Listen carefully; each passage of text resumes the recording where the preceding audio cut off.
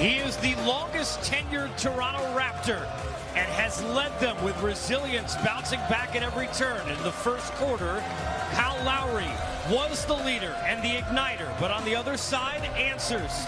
They've come for 5 consecutive seasons in this Warriors run from Klay Thompson and from Steph Curry, who did what he could to keep the Warriors' hopes alive. But Klay went down, Van Vliet rose up, and Daddy continued to make his newborn proud. And then this missed shot officially helped make the Raptors champions for the first time ever. Toronto, welcome the champions home. The celebration north of the border continues, and so does it inside the locker room for a team that's been reserved at every point, led, of course, by the quiet MVP of the finals in Kawhi Leonard, but no longer quiet. They are loud. They are strong. And let me tell you something.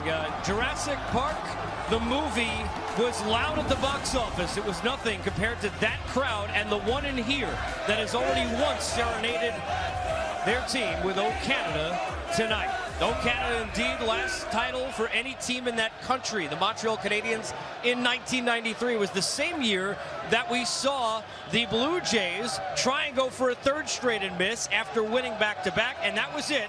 And now they're champions again. The man who helped incite that Raptor riot and Hall of Famer Isaiah Thomas, Grant Hill, Hall of Famer, and Kevin McHale, and I'm the other guy who just gets to pass the ball to him. So let me pass the ball to Mr. Raptor himself and start there.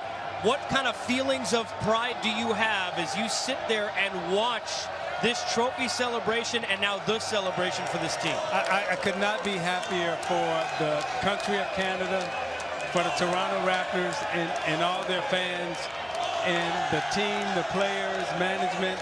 I mean, truly just watching this dream come true for everyone here tonight has been a very emotional moment for me. But I also want to acknowledge how great a champions the Golden State Warriors have been during this run. But, you know, the Raptors, watching them celebrate and seeing the fans and just knowing where we all came from, and to just see this dream really come true, I'm just glad I was alive to see it. Grant, when you talk about adversity, right? A franchise, sometimes it's not just about a season.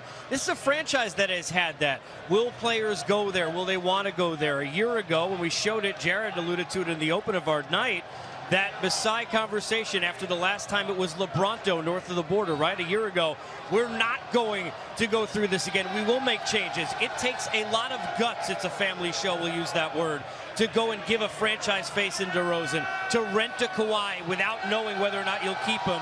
How about what it took to get here, and from top to bottom, the risk-taking that led to the championship run? Well, you make a great point there. I mean, this time last year, when Golden State won, no one envisioned this right now happening. Toronto was a team that you almost felt like their window of opportunity had closed. They just couldn't get past Cleveland. LeBron James decides to go out west, and like you said, you make a bold decision in bringing in a Kawhi Leonard, who didn't guarantee he was going to stay and hasn't throughout this year. And then you make some other moves, and you bring in certain players.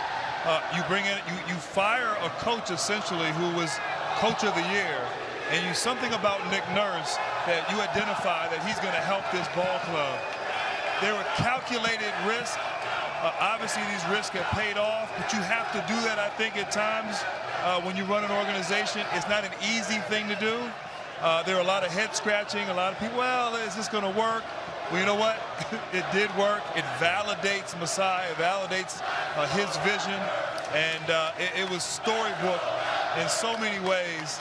And really, you got to just, first of all, as Isaiah said, Golden State, you got to tip your hat to them. Not only as great champions, but they showed so much heart throughout this series.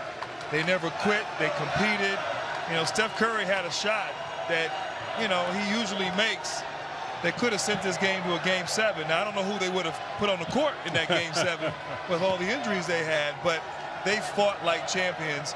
but they came up against a team that was determined.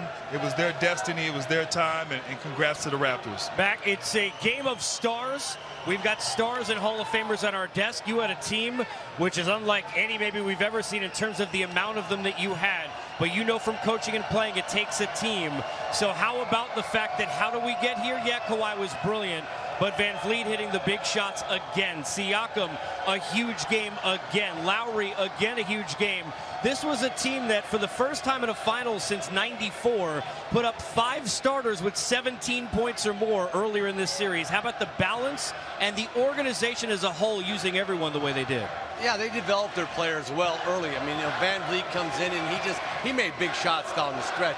Siakam's just improving every single day and getting better all the time. So I like the way they did it. Now, a big move by getting Kawhi Leonard. Let's be honest. This doesn't happen if Kawhi Leonard's not on the team. All these guys can improve all they want, and they lose to some team in the Eastern Conference. Kawhi Leonard was a difference maker on this team, but yet Kyle Lowry set the tone. He started off like a house on fire to start this game, and man, they all started saying, okay, this might be our night. You know what I mean? Because you come into this thing, you know it's last night in the article, and this place has had a lot of magic in it, and they knew coming in that they were going to have to get out to a good start. So it was a total team effort, and I tell you what, I was really happy for Nick Nurse.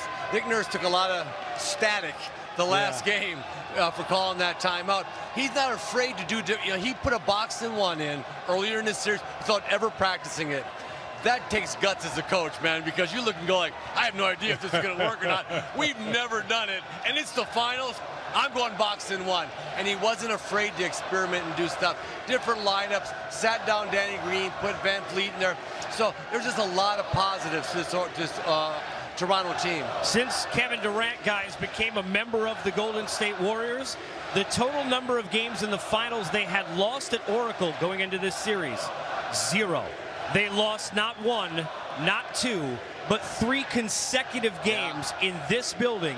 It's the first time in the history of the finals that 5 consecutive games won by the team on the road. So much for home court advantage. We go on the road north of the border, and we check in with Skeets, who's live with what could only be described, I would imagine, as pandemonium. We saw the Cubs, Skeets, after all those years. I covered Boston 86 after the last time they'd won a World Series. Take us through what you're witnessing now for a team that had never been where they now are as champions.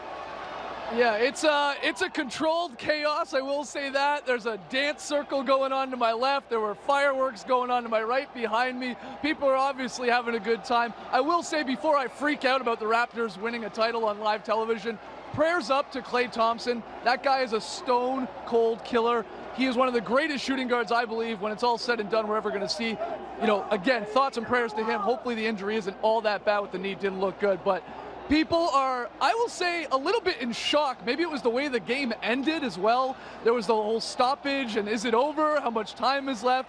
And then the confetti started to rain. We had rain earlier in the day, and then it was confetti raining, and it's pretty cool. I'm in shock. I know that, being a Raptor fan, growing up a couple hours here from Toronto, and then coming to Toronto living here for 15 years. But it's surreal. It's been a very long time in this city since they've had a champion, and they are going to celebrate all night. I know I am. I don't know where the late night Chinese food's going to happen. We got to pick our spot there.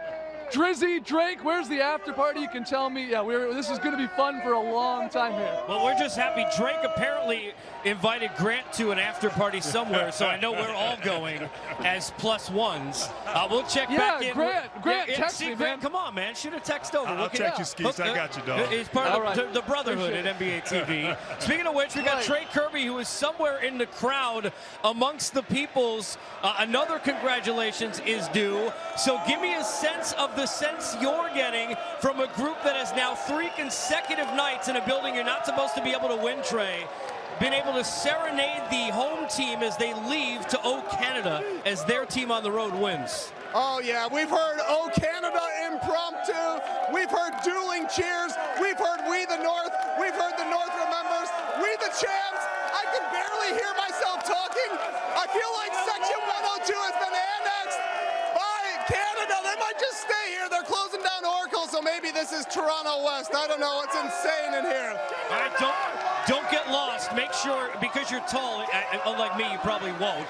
We'll check back in with Trey. From all the festivities in the crowd, how about the team and everything that they had done? We mentioned Kawhi coming over, a big part of the deal, and a guy who also was a huge part of this team in Danny Green. Shot making, defense, and leadership. He is in a festive celebration with our own Kristen Ledlow. Is it possible to describe this moment? No, there's no words really. Honestly, just celebration actions. You see everybody just so happy. Brought one home, not just for us, but for 36 million people watching, a whole country. It's special to be a part of.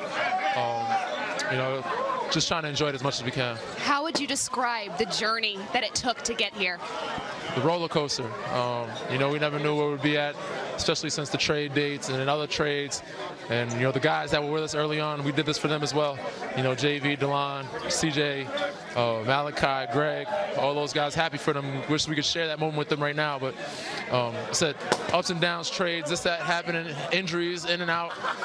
But, you know, it's all worth it. It's all worth it for sure. Congratulations, Danny. Go celebrate with your team. Thank you. For Danny Green, it took everybody, and he had looked some huge shots earlier in the finals, in the game. And the defense, the on-ball defense, and some of the plays that were made. But to go back to what Max said, it all begins with the guy who was the quietest, if you will, MVP you're ever going to see, despite the fact we're talking top 5 all-time points in a final and all these other crazy things. When you look at Kawhi Leonard, we knew that he had improved and become one of the better players. But when you think of a year to a year, right? Think about this, guys. Grant talked about it a year ago. We never would have thought, right, about the Raptors. What was the conversation? If I asked you guys a year ago, let's talk to some people about Kawhi. Oh, well, he's not tough. He don't want to play with San Antonio. Remember all that stuff? How about what happened in a calendar year for him, public opinion and rhetoric-wise, to where we are now? Oh, it's been, you know, a total 0 to 100 change in terms of the way he's thought of and perceived by the general public. Now, inside the NBA, in terms of the 450 players that are inside the NBA, Grant, Kevin, you know, those guys never lost respect for him, and they always knew who he was as a player, as a leader, and a respected champion from being in San Antonio. When he got here to Toronto, what he did was he stamped this organization with his championship knowledge, his championship pedigree.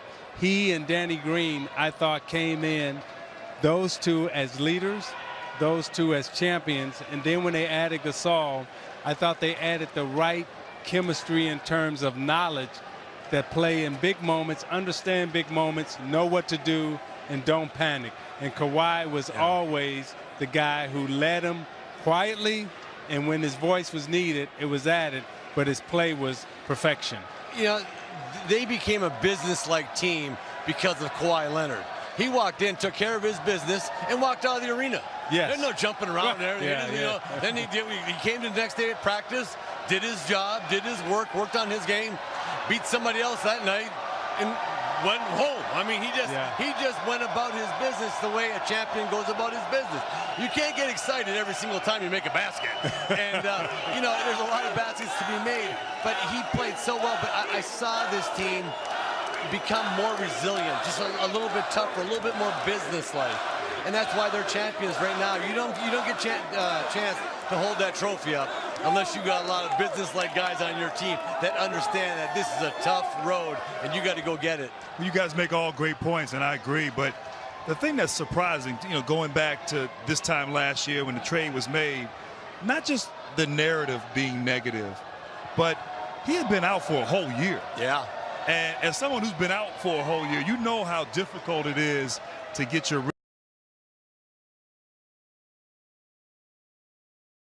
in from day one and took over this team, as you said, not just in terms of leadership, of confidence, of the business-like approach, but his game. I mean, he came in and it almost like he got stronger throughout the season. I remember doing a couple games back in February with Isaiah. We were in Toronto, and the resting and sitting out those 20-some-odd back-to-back games, and you kept thinking, when are they going to allow him to get his rhythm, particularly as we roll into the playoffs, and he's going to be needed day in and day out. Well, I'll tell you what, that strategy worked because he was at his best, took his game to another level. And how do you get hurt, sit out a year, and come back better? Your ball handling's better, your finishing around the rim, your ability to pass and find open guys. Like, his all-around play on the offensive end, he didn't come in with that kind of, game, and he's developed that. That's a self-made game, and that's been as impressive as anything that he's done throughout this season. You know what, Grant, the other thing that I thought he did when he got to the Raptors is we always talk about Kawhi as a two-way player. I think he demanded that everyone becomes a two-way player. And when you look at, they have 6 first, second team all defensive players on their team. So defensively, what they did in this series, we kept waiting for people to get open, couldn't wonder why they couldn't get shots. Well, Toronto's defense was stellar. And then offensively, guys started stepping up. As Golden State said, there's somebody on the Raptors every single night. It's a different player. Yeah. Tonight, Lowry was the guy that got him started. Game 1 or game 2, they had somebody else. Siakam, game 1 gets 32. Yeah, so it was always someone different, and Kawhi was the constant, but on the defensive side of the ball, they were always constant. And one thing that's been, go ahead, Mac, really quick. Let's give them credit for being high IQ players too. Yes. Because dumb players don't play good defense. Dumb people get you beat. All the time. And these guys were able to put in different sets, different stuff, switch on the right people, knew who they wanted to leave open, knew who they wanted to take shots, who they didn't want to take shots, and executed it perfectly. So that shows to me they're all wired in and they all can think the game, which is a huge part. You very seldom see a low IQ dumb team win, especially in the NBA Finals. The other team certainly high IQ, high in culture, will, and spirit, all led by Steve Kerr at the podium.